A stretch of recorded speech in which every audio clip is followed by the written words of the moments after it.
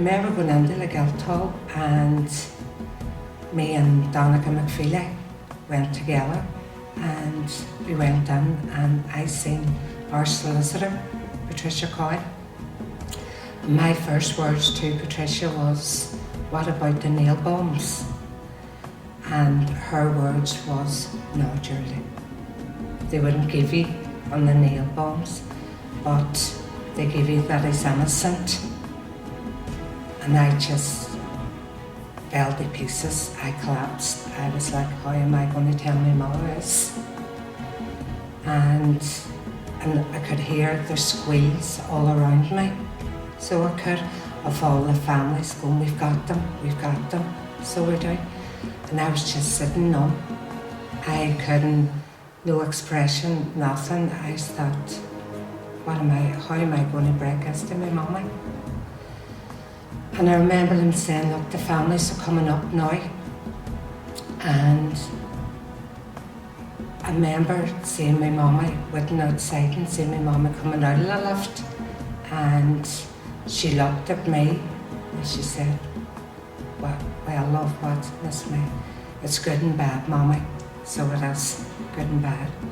And she said, I knew, I just knew. I said, I know, mummy, I know.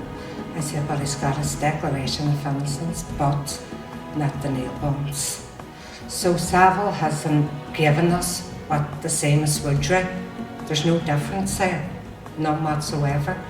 And I remember saying to my mum, I remember the solicitors taking us into a wee separate cubicle, and he was pussyfooting around all such and such and such and such.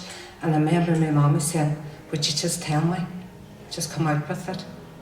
And he had said on Saville's findings that he was posing no threat while being shot at, but probably had the nail bombs. That word probably is still a stain on our chair, so it is. And they just got up and left, and me and my mummy and Donaghey were sitting, and I said, Mummy, what do you want to do? What do you want me to do? Do you want me to go out, or will we just go home? What? She said, Geraldine, she said, you're going to go out and you're not going to spoil it on the rest of the families. She said, this is their day. So she was thinking the name, and she said, we will get it across another way. I was given a job by the organising committee of kind of controlling who was getting on the walls overlooking the Guildhall, which, as you can imagine, was a bit of a challenge because the whole world and their granny wandered up on that section of the walls, and it was really it was for television crews and a few others, and that was the job I was given, which meant that I also had an unbelievable view over the entire square and the families coming marching in, and then coming out of the Guildhall. I think probably the most powerful moment of the day wasn't even what Cameron said, it was the hands coming out of the windows of the Guildhall. I went out and spoke, never mentioned about the nail bombs, because the whole world, the day, everything, the atmosphere, and we didn't want to put a dampener on it. That's not the kind of my mummy.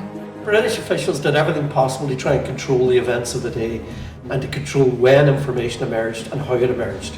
So it was for David Cameron to finally come out with the findings, but it was the families who usurped that, and just with a simple gesture of putting their thumbs up, communicated that to the people in the square. And it was like a free-for-all in the Guildhall then once we all stopped speaking. And I remember going in and they nearly ran my mother over, pushing, getting, and my mama said, Geraldine, just take me home, love. And I said, I'll go and get the car. And I took my mommy out the back way of the Guildhall. And we were going down and the phone rang, and it was Alan from the Derry News. And he said, Geraldine, not good news. I said, no, Alan. I said, we're going home now. So we are. And he said, can I have interview, and I said I need to ask my mommy first. And my mommy said I'd tell him to come. And that's how my mommy got the word out regarding the nail bumps, that I never cleared him on the nail bumps. I remember saying to my daughter, he was at school at the time, to take the day off, and she didn't. She was really worried because she didn't really have permission to take the day off. But then she met teachers on the square who'd also taken the day off without telling the school. You know, it was fairly incredible in many ways. We came in and we just sat, and the family came round. We were just devastated.